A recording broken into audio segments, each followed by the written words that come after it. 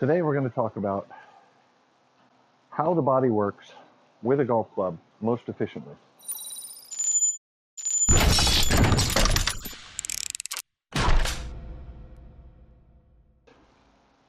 What is the most powerful way that you can swing an implement?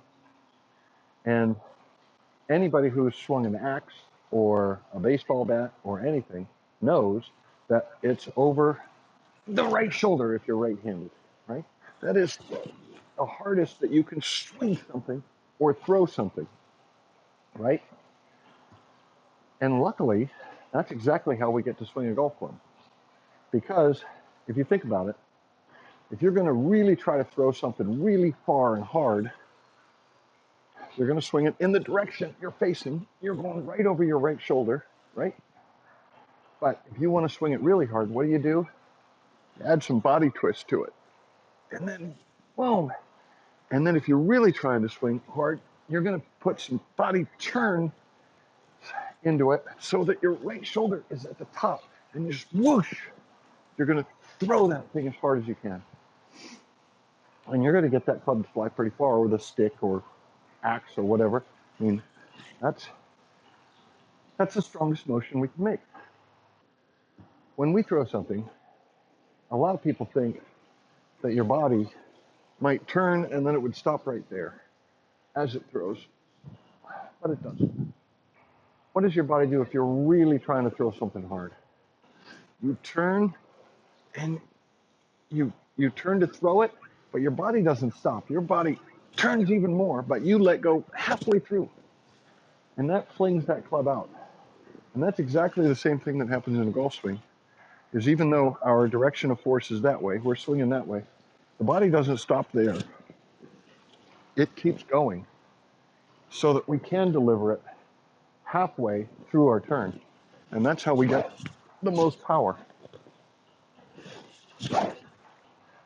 This is why over-the-top golfers have such a big problem.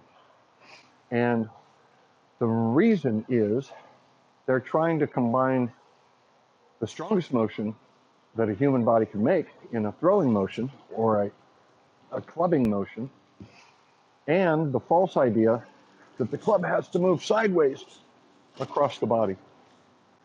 So tell me if this doesn't look familiar to somebody.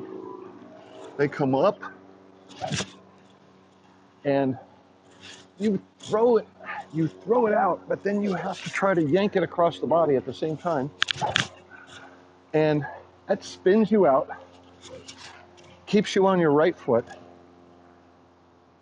and it simply doesn't work. And that is the basis, I think, for what over the top is. The solution to this is so simple that people can't figure it out. And really what we're doing is we want to get that strongest motion we can, right? And when you throw something, you don't do this, right? Let me do that from the side. You don't throw the head and then try to push the shaft. You fling the hands as far forward as they can go. And when they can't go anymore, then you know the club is going to fling out and fly, right? That's how you're going to get the most speed and the most distance out of throwing that club. And we do the same thing in golf. So if your shoulders are square and you do that, well, you're coming over the top. And basically we're swinging from the right shoulder toward the right or the left hip, right? And well, that's not going to work, but let me show you what will. If I tip my body just a little bit, and now I go over the right shoulder, it does work. And I'm making the most powerful over the shoulder motion I can, but I've got my right shoulder tipped lower, so I have my secondary spine tilt, and there is no compulsion to drive the hands across the body. That all happens just by tilting the body. I'm still making this same clubbing motion, but I'm doing it sideways. and that becomes a golf swing. Really, golf is much simpler than people imagine it is. They see that we set up this way, and they imagine that this is somehow a golf swing, when in fact, it's this, but simply tilted slightly